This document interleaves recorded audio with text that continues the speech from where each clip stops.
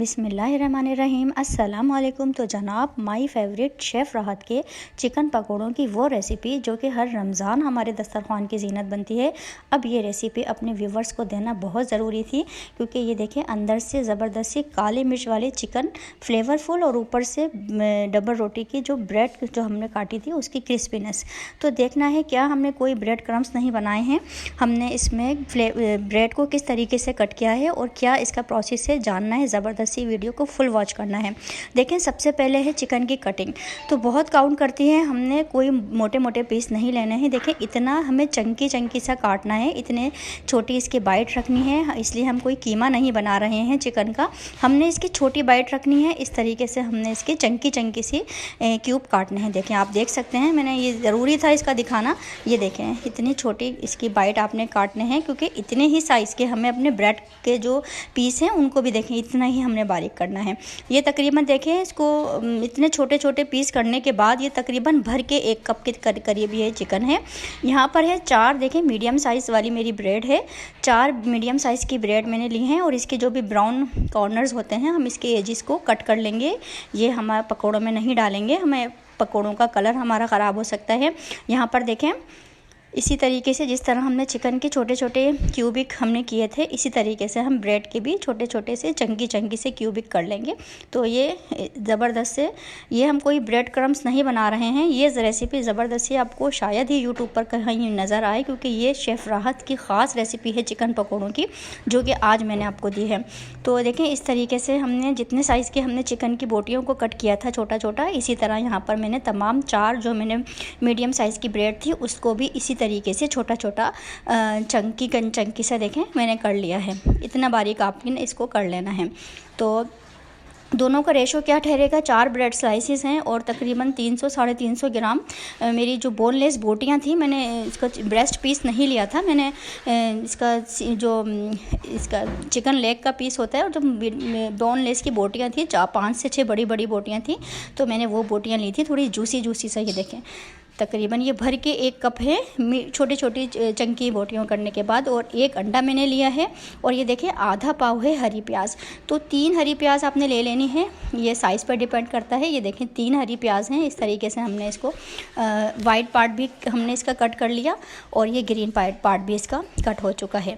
क्या मसाले जाएंगे, क्या प्रोसेस है, देखें। हमने तमाम चिकन को जो छोटे छोटी चंकी बाइट्स थी हमने इस तरीके से इसको रखा और हरी प्याज इसमें डाली, आधा पाव हरी प्याज है इसमें। और इसके अलावा आपने देखने हैं क्या क्या मैं अज्जा इसमें डालने वाली हूँ। 1 अंडा इसमें जाएगा, अंडे को हम ऐसे ही डाल देंगे और जब तमाम इंग्रेडिएंट्स मिक्स होंगे तो अंडा भी हमारा बहुत अच्छे से मिक्स हो जाएगा। तो चिकन, हरी प्याज, आधा पाव, 1 अंडा इसमें चला गया है। और ये देखें हरा धनिया और हरी मिर्च। तो 2 टेबल स्पून हरा धनिया है, 2 टेबल स्पून तकरीबन 6 से 7 मैंने छोटी वाली हरी मिर्चों को फाइन मैंने चॉप कर लिया था। ये तकरीबन 1 टेबल स्पून 1.5 टेबल स्पून तक हरी मिर्चें हैं। मसाले देख लेते हैं। ये देखें, ½ टी स्पून मैं इसमें डालूंगी बेकिंग पाउडर, जो हम केक वगैरह में डाल रहे होते हैं। ये हमारे पकौड़ों को देखें, इसकी मिकदार आपने ज़्यादा नहीं करनी है, वरना हमारे पकौड़े ऑयली हो जाते हैं। तो थोड़ा सा अगर हम डालते हैं ना, तो देखें बहुत क्रिस्पी पकौड़े हमारे तैयार होते हैं। ½ tea spoon baking powder, 1 teaspoon यहाँ पर भर के चिकन का पाउडर है। और ये देखें आ गया चाट मसाला, किसी भी अच्छे ब्रांड का ले लें, 1 टीस्पून। और 1 टीस्पून हाथ की कुटी हुई ताज़ा काली मिर्च है। तो पाउडर नहीं डालना है, वरना कलर ख़राब हो सकता है। और ये देखें 2 चुटकी सिर्फ हल्दी डाल रही हूँ कलर के लिए, ताकि थोड़ा सा फ्रेश सा कलर रहे हमारा पकौड़ों का, कोई काला वगैरह ना हो। और ये देखें बेसन आ गया है, तकरीबन 2 टेबल स्पून चोटीदार भर के मैंने बेसन डाला है इसमें, और 1.5 टेबल स्पून चोटीदार भर के चावल का आटा। तो आप इसकी मिकदार 2 टेबल स्पून तक ले जा सकते हैं, यानी कि 2 टेबल स्पून चावल का आटा आप डाल सकते हैं। और चोटीदार भर के आपने डालना है, बिल्कुल चोटीदार भर के आपका होगा तो बिल्कुल एक्यूरेट होगा। आप थोड़ा सा डाल भी सकते हैं। देखें 10 मिनट मैंने इसको मिक्स करके रख दिया।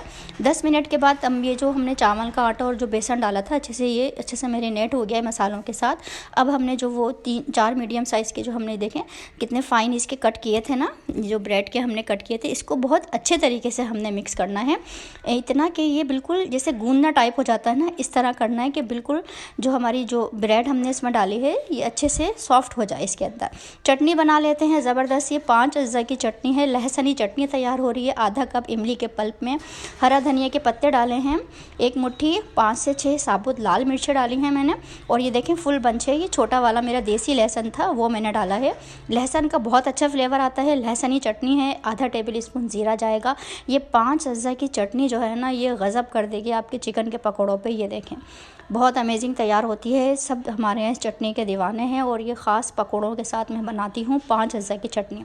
अब देखें 10 मिनट मैंने इसको मिक्स करके रख दिया था मैरिनेशन के लिए, और अब मैं जा रही हूँ फ्राइंग के लिए। तो फ्राइंग टिप्स मैं आपको बताऊंगी कि हमने इसको कितना टेम्परेचर पर करना है। देखिए लो टू मीडियम पर करना है।